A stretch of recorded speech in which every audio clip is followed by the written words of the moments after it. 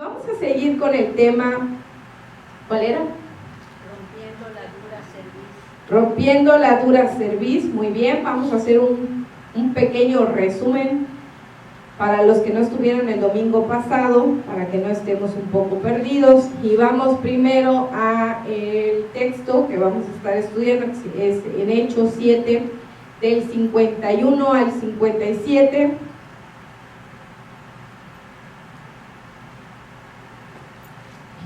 Hechos 7, 51, 57.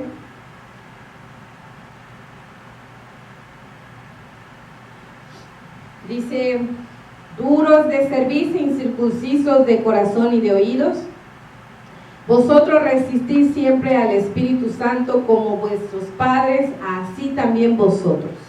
¿A cuál de los profetas no persiguieron vuestros padres y mataron a los que anunciaron de antemano la venida del justo, de quien vosotros ahora habéis sido entregadores y matadores?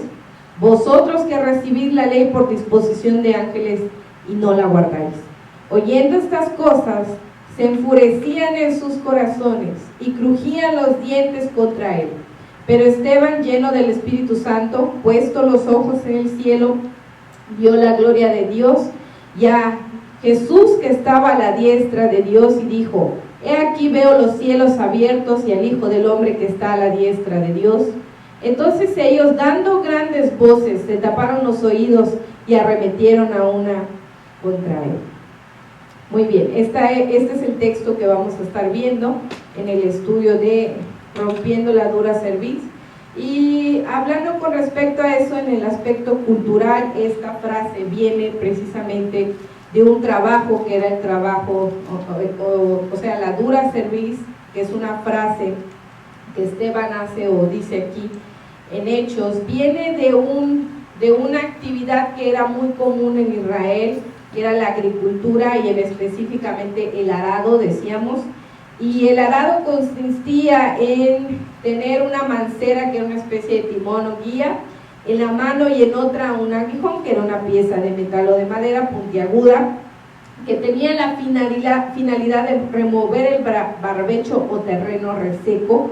En el arado los bueyes eran atados a dos troncos de madera que se ensamblaban a una extremidad, enganchados a un yugo, y el implemento de esta actividad era tan precisa que era necesario que el agricultor mantuviera su peso cargado sobre todo el arado para evitar que los animales se salieran del surco y el surco quedara, como dijimos, chueco, ¿verdad? Todo ahí. Por lo cual el agricultor debía estar constantemente atento al arado.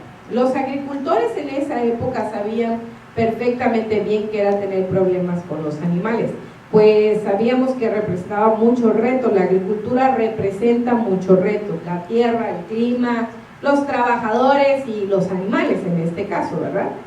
Y uno de los retos para el agricultor era que los bueyes aprendieran a guiarse o a dejarse guiar a través del arado, porque era una situación algo incómoda. Creo que Dani tiene ahí la imagen, y la semana pasada lo pusimos. Y cuando los bueyes se negaban a dejarse guiar por el arado o por la mancera del agricultor, a eso se le consideraba de dura cerviz. Era una frase que le decían a los bueyes: el buey es de dura cerviz porque no deja meterse en el yugo, y por lo tanto el arado no funciona, ¿verdad?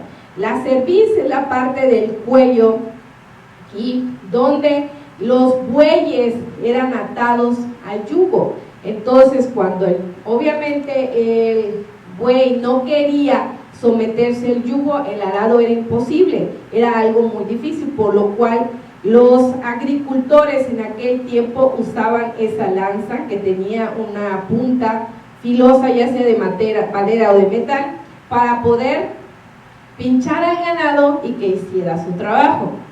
Entonces, de ahí viene la frase dura cerviz, que eso significa que es una expresión en realidad en la escritura que nos trata de decir que los bueyes no responden a las señales del agricultor, por lo que tenían la cerviz menos flexible o definitivamente eran difícil de mover, ¿no? Entonces ya hablamos acerca de esto, del ejemplo, ¿verdad? De un ejemplo espiritual. Sabemos que el Mesías y toda la Escritura nos habla con ejemplos de la vida para que podamos entender de manera fácil. Y asimismo, como había bueyes de dura cerviz que no querían sujetarse al yugo y trabajar con el agricultor, así exactamente es el pueblo de Israel y así es nuestra actitud muchas veces ante el Mesías. Los que estuvieron en la predicación del yugo desigual, creo que les queda más claro entender esta parte del yugo. Sabemos que el yugo en la actividad de la agricultura, en la vida, el yugo se usaba con un buey experimentado y con uno joven, uno que no tenía experiencia. Entonces al que le resultaba más difícil someterse al yugo era el joven, porque el experimentado ya sabía lo que pasaba. Entonces los ponían a los dos para que el menos experimentado aprendiera. Y cuando el Mesías estaba diciendo, tomad mi yugo, ¿sobre qué? Sobre ustedes, es decir, porque mi yugo es ¿qué? Ligera mi carga. Se estaba refiriendo precisamente a eso, que dejáramos guiar nuestra vida, junto a Él, dejáramos que Él nos guiara en la vida para que nuestra vida fuera derecha, no chueca, porque definitivamente si no podemos dejarnos guiar, Él no puede estar a nosotros y no puede estar junto a nuestra vida. Entonces esa actitud depende de nosotros. Ahora entendemos un poquito más. Entonces a lo largo de la historia, el pueblo de Israel ha actuado como este buey de dura cerviz. Éxodo 32:9 nos da un ejemplo y nos dice, dijo más Jehová a Moisés, yo he visto que este pueblo, por cierto, es pueblo de dura cerviz. Y esta expresión que hace Jehová Éxodo 32:9 de dura cerviz es una palabra hebrea que es muy difícil, kaoshir, algo así, que dice, ¿qué haces? ¿No? ¿Qué estás haciendo? No estás haciendo bien las cosas. Y significa duro, cruel, severo, obstinado, grosero, rígido de cuello, pesado y descarado. Imagínense a un buey con esta actitud cuando el agricultor está trabajando. Si el buey se pone duro y rígido, el agricultor tenía que poner mucho más peso para que pudiera caminar el arado. Mientras más rígidos estamos a la voluntad de Dios, Dios va a usar todo su peso sobre nosotros. Así que de nosotros depende qué tan ligera sea la carga o qué tan pesada sea. Eso depende de nosotros. Y el pueblo de Israel actúa así de muchas maneras. Deuteronomio 10:16 dice, circunciden pues el prepucio de nuestro corazón y no endurezca más vuestra cerviz. Y acá esta palabra que es dura cerviz también, que es casá, significa mostrar terquedad y rigidez. La dureza de la cerviz, hermanos, que cargamos los hombres es una condición, no es una circunstancia. ¿Y por qué digo esto? Porque el pueblo de Israel se ponía en esa actitud cada vez que había una circunstancia en su vida. Por ejemplo, en Egipto. ¿Qué pasó en Egipto con el pueblo de Israel? No hay agua, no hay comida, no hay esto, no hay tiendas, no hay oxos, no hay, se quejaba, ¿y qué pasaba? Su cerviz se ponía dura. Y Dios les estaba tratando de ayudar para aligerar la carga, pero ellos se volvían más rígidos. Yo les conté la historia de mi papá y su ¿cómo se dice? Su yegua, ¿no? Casi digo su buella, su yegua. Les conté la historia de la yegua de mi papá, ¿verdad? Se acerco, se aleja, ¿no? Ya me voy a montar y se aleja, ¿no? Tan desesperante era que tardaba 1 hora en poder montar el caballo. Entonces, imagínense, a veces estamos en esa condición. Pero no es por la circunstancia de nuestra vida, hermanos. Es por la condición de nuestro interior, no por la circunstancia de la vida. No porque estoy viviendo una enfermedad, ahora estoy separado de la voluntad de Dios. No porque tengo demasiado trabajo y el trabajo me ahoga, estoy separado de la voluntad de Dios. No porque me llevé cargas que no me correspondían, ahora estoy separado y no quiero seguir junto al Mesías como ese yugo porque la circunstancia no me lo permite. ¿Cuántos han escuchado eso? ¿No es lo primero que la gente te dice? ¿Por qué no te has acercado a Dios? ¿Qué haces allá afuera? Es que las circunstancias es lo primero, las circunstancias. No pregúntenle a Shea que hace de terapeuta todos los días en su trabajo ahí, y todo el mundo exactamente la circunstancia no es, hermano. La condición de nuestro interior sí es. Las circunstancias no las podemos controlar nosotros. Si hay una guerra como ahora en Ucrania, de los hermanos no competía impedir la guerra. En ellos no estaba, hermanos. Oraban lo suficiente, tal vez sí, día y noche, pero no es la circunstancia de su vida, es nuestro interior, es la condición de nuestro interior. Entonces, la dura cerviz hace referencia a la resistencia, a la rigidez mezclada con orgullo, obstinación, terquedad, que solemos tener los hombres, ¿verdad? Para poder someternos a la guía de Dios o a la guía de otro bajo la autoridad de Dios. Por lo que la rigidez de nuestro cuello, hermanos, no permite que Dios nos dirija en la vida y hacia su voluntad. Por lo que muchas veces nuestro Dios hace la función del agricultor como en esta actividad. ¿Qué hace? Agarra el aguijón y nos... ¿De dónde habían escuchado? ¿Habían escuchado esa palabra? ¿Sí? ¿De quién? Hechos 6:26 dice... está hablando de su actitud, de 9, dice... Empieza desde el 9. Yo ciertamente había creído mi deber hacer cosas contra el nombre de Jesús de Nazaret, la cual también hice en Jerusalén. Yo encerré en cárceles a muchos de los santos, habiendo recibido poderes de los principales sacerdotes, y cuando los mataron yo di mi voto. Y muchas veces castigándolos en la sinagoga los forcé a blasfemar, y enfurecido sobremanera contra ellos los perseguí hasta las ciudades extranjeras. Fíjese, qué tan dura la cerviz de Pablo, era tan dura la cerviz de Pablo, era increíblemente dura. Por eso él se hizo tan humilde, porque entendía cuál era su condición anterior. Los que a veces pasamos por esa rigidez del cuello, de la cerviz, en someternos a la voluntad de nuestro Dios, a veces estamos en ese estado como Pablo. Creemos que estamos haciendo las cosas en nombre de Dios, pero no es verdad. Eso no es verdad. Y el 14 dice, y habiendo caído todos en tierra, o sea, tuvo un encuentro con el Mesías, oí una voz que me hablaba y decía en lengua hebrea, Saulo, Saulo, ¿por qué me persigues? Dura cosa te es dar coces contra el aguijón.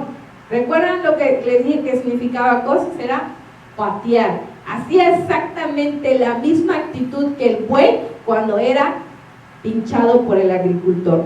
El agricultor lo molestaba, vamos a decir, o lo pinchaba, lo empujaba para que pudiera entrar en su trabajo, pero el animal, rígido y enfurecido, pateaba hacia atrás al aguijón. Y es exactamente la actitud de la cual está hablando Pablo, que íbamos en contra de la voluntad y de la dirección de Dios. Y cuando Dios nos está pinchando con el aguijón y estamos ahí como que, ¿qué está pasando? En vez de entender que tenemos que caminar derecho, ¿qué hacemos? Pateamos hacia atrás. Es como patear la mano. ¿Alguna vez han visto que un caballo patee mientras le ponen la herradura? Yo me acuerdo bien de eso porque mi papá tuvo muchos caballos, como ya ven. Me acuerdo muy bien de de esa etapa. Y es exactamente lo que muestra aquí lo que está diciendo Pablo, que nosotros llegamos a veces a tener esa actitud. Lo mismo en la juventud, solemos ser unos bueyes muy duros y rígidos. Cuando nuestros padres están tratando de meternos en corrección para caminar rectamente, ¿qué hacemos nosotros? Los jóvenes, ¿qué hacen? Nada, obedecemos súper bien, nos alineamos y no, les cuesta, ¿verdad? Dan cosas, dan patadas y dicen, ¿por qué? Ya no dan patadas de buey, dan de mula, diría mi papá, ¿no? Así somos en la juventud, ¿sí o no? Cuando dan, no, es que tú, papá, no. Hijitos míos, ahórrense el trabajo de que sean empujados con el aguijón. Mejor caminen derecho, es más fácil hacer eso. Entonces, para poder romper esa dura cerviz de nuestros cuellos, debemos de conocer de qué estamos hablando, ¿verdad? Debemos de saber cuáles son los síntomas de una dura cerviz, y a lo largo de este tema es de lo que vamos a hablar. Entonces, si regresamos a Hechos 7,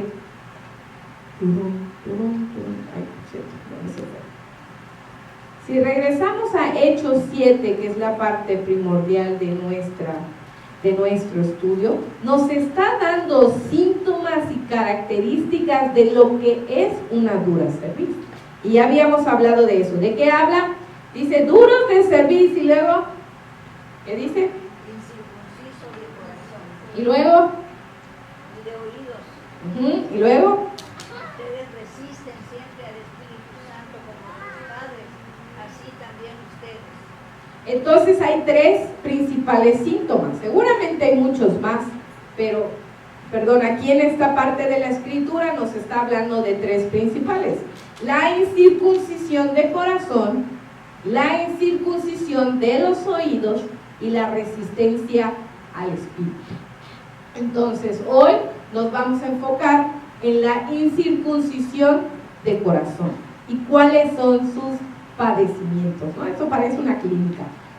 Entonces, ¿qué es la circuncisión, hermanos? Nosotros que todo el tiempo estamos sumergidos en la Torah, ¿qué es la incircuncisión? ¿Ok? Señal del pacto, ¿qué más?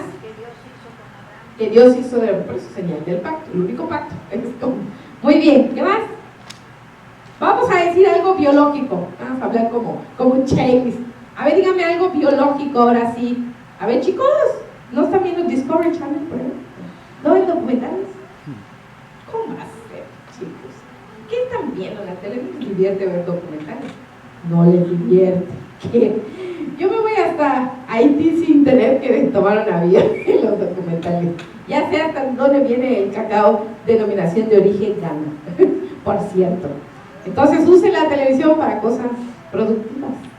A ver, ¿qué es la circuncisión entonces? A ver, hábleme de algo físico. A ver, interesante. ¿Ok? ¿Sí? ¿Qué? Ok, hiciste así, pero ¿qué? Exprésalo. A ver, Joshua nos va a decir. Anisha.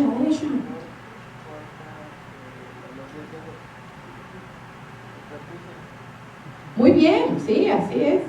La circuncisión es cortar el prepucio o la carne que cubre la parte íntima del varón.